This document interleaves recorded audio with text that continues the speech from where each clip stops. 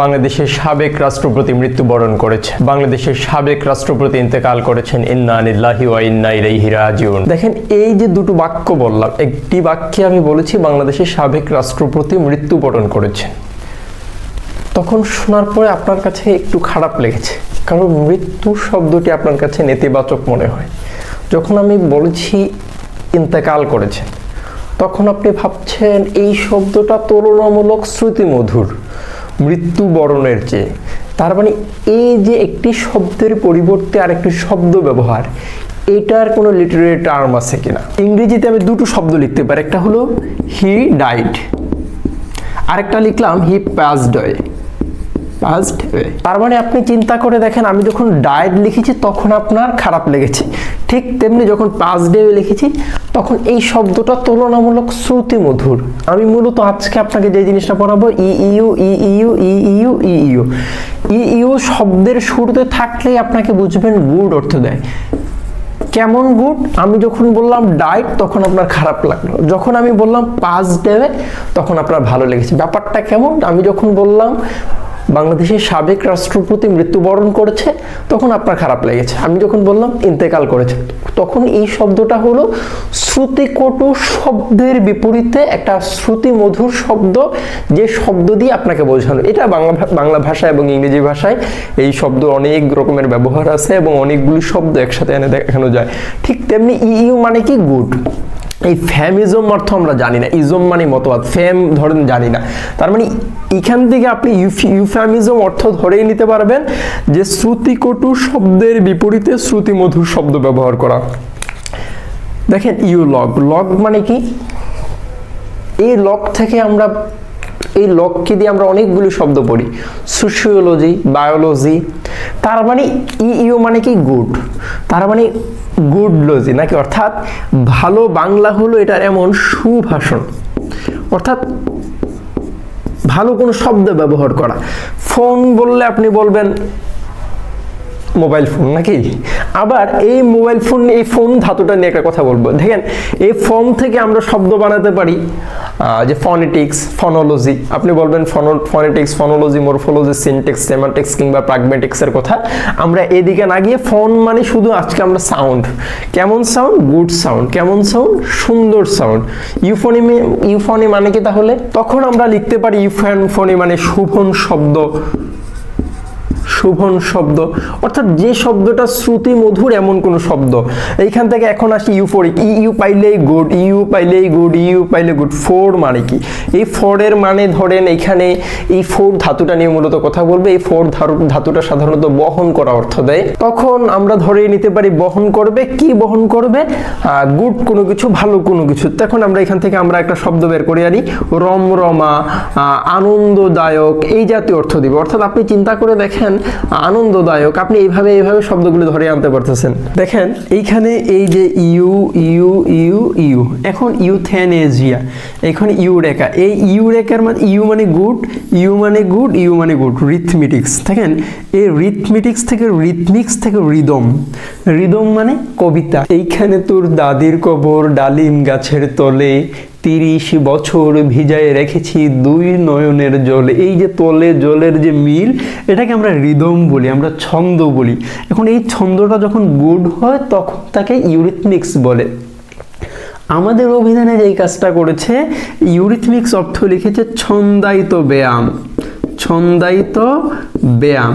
আপনি চিন্তা করে দেখেন, এইভাবে ধরে ধরে আপনি এখন আসি ইউজেনিক্স। এই জেনিক্স শব্দটাকে যখন আমি এই জিন নিয়ে কাজ করব, জিন থেকে জেনিক্স, এখন এই জেনিওলজি, এখন ইউজেনিক্স। এই জেনটা সম্পর্কে ইতিহাসবিদরা এটাও বলছেন যে আমরা যখন পবিত্র কোরআনের মধ্যে পড়ি বিসমিল্লাহির রহমানির রহিম, ওমা খলাকতুল জিন্না ওয়াল ইনসা ইল্লা লিয়াবুদুন, এই যে জিন, এই জিন জাতি, যেই কথাটা এখান থেকে প্রজননের যে ব্যাপারটা, এই দেখেন জনন, এখানে বাংলা ব্যাকরণে, বাংলা ভাষায় আমরা জনন শব্দটিকে ব্যবহার করছি। তার মানে এই জেনিক্স কেমন? গুড। জেনিক্সটা কেমন? গুড। এখন ইউজেনিক্স শব্দটির অর্থ আমাদের অভিধানে লিখেছে সুপ্রজনন বিদ্যা, প্রজনন বিদ্যা। এইভাবে আপনি ধরে দেখেন, বুঝে যাচ্ছেন না? এখন ইউরেকা, এখন দেখেন আপনি চিন্তা করে দেখেন, আসলে তো আমি এইভাবে কোনো সময় আর ভোকাবুলারিগুলো পড়িনি, এত সুন্দর করে মিলিয়ে মিলিয়ে একটার সাথে আরেকটার সিমিলারিটি ধরে ধরে আমাকে কোনো সময় এভাবে পড়ানো হয় না। যখন আমি এই জিনিসটা খুঁজে পাইলাম যে এভাবে ভোকাবুলারি পড়া যায়, তার মানে আপনি চিন্তা করে দেখেন এই আনন্দটা কেমন আনন্দ। এটা প্রকাশ করার মতো কোনো ধ্বনি তো আমার, কোনো সাউন্ড তো আমার ছিল না। এই যে সাউন্ডটা, এটাকে মূলত বলে কোনো আবিষ্কারের পরে, কোনো কিছু জানতে পারার পরে যে আনন্দের যে ধ্বনি, এটাকে মূলত বলে ইউরেকা। এইখান থেকে ইউরেকা। এখন আসি ইউথ্যানেজিয়া। ইউ মান পাইলে গুড। এখন থ্যানেজিয়া গুড কোনো কিছু, এই থ্যানেজিয়া শব্দটি মূলত এসেছে থ্যানাটোস থেকে। থ্যানাটোস মানে কি?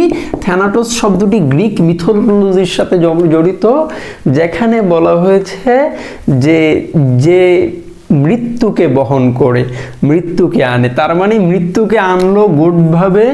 এটা আমরা যারা মুসলমান আমরা বিশ্বাস করি এটা আজরাইলের মাধ্যমে আসে।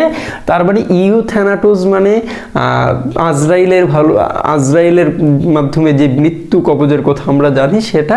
কিন্তু এই ইউথ্যানাটোস যে শব্দটা এখানে লেখা হয়েছে, এখানে এটার বিশ্লেষণ করলে দেখা যায় যে ভালো মৃত্যু, কিন্তু এটা মেডিকেল সায়েন্স এটা নিয়ে এদের পশ্চিমাদের মধ্যে অনেক ব্যাপার থাকে, কিংবা ঘুমে অনেকভাবে মৃত্যু, যেই কথাগুলি আসলে আমার মুখ দিয়ে আসছে না।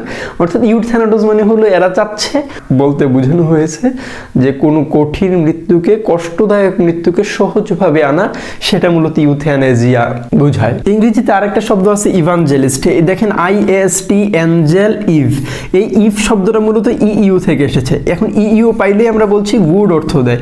এখন গুড অ্যাঞ্জেল, দেখেন আমরা তো সাধারণত গুড অ্যাঞ্জেল বললে আমরা জিব্রাইল আলাইহিসসালামকে বুঝি, কিংবা মিকাইল আলাইহিসসালামকে বুঝি, কিংবা ইসরাফিল আলাইহিসসালামকে বুঝি, আমরা এই ফেরেশতাদের কথা জানি। কিন্তু যারা খ্রিস্ট ধর্মাবলম্বী কিংবা যারা পশ্চিমা, তারাও তো ফেরেশতায় বিশ্বাস করে, কিন্তু তাদের যে ফেরেশতা কিংবা এই বাইবেলের সাথে সম্পৃক্ত ফেরেশতারা কারা, কিংবা এত ভালো মানের কারা, এই ইভানজেলিস্ট বলতে মূলত IST মানেই আমরা বুঝেই গেছি ফাইল হবে, কর্তা বুঝাবে। অ্যাঞ্জেল মানে ভালো কাউকে বুঝাচ্ছে, ইভ মানে এখন বাইবেলের চারজন বিখ্যাত ব্যক্তিকে বোঝায়। আমাদের অভিধানে আমাদের এই সূত্র বলছে ভালো কাউকে বুঝাবে, গুড কোনো কিছুকে বুঝাবে। Very good. আমাদের বাংলা একাডেমির অভিধানে লিখেছে যে সুসমাচারের 4 লেখক। এখন এই 4 লেখক কারা? এই 4 লেখক হলো ম্যাথু, মার্ক, লুক, জন। যে 4 জন বাইবেল রচনায় অগ্রণী ভূমিকা পালন করেছে, এই ম্যাথু, মার্ক, লক এবং জন, এই 4 জনকে মূলত ইভানজেলিস্ট বলা হয়।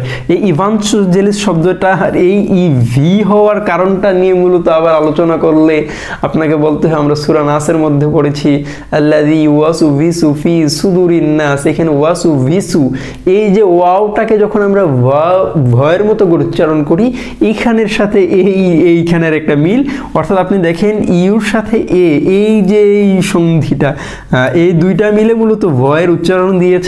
এটা মূলত আরেকটা আলোচনার বিষয়। এখান থেকে ধরে ধরে ইভানজেলিস্ট, সুসমাচারের 4 লেখক আমরা লিখলেও লিখতে পারি, সুসমাচারের 4 লেখক। হ্যাঁ, আমাদের অভিধানে এই কথাটা লিখেছে। তার মানে এইভাবে ধরে ধরে আপনি শব্দগুলি অর্থ করে আনতে পারবেন। Thank you for watching.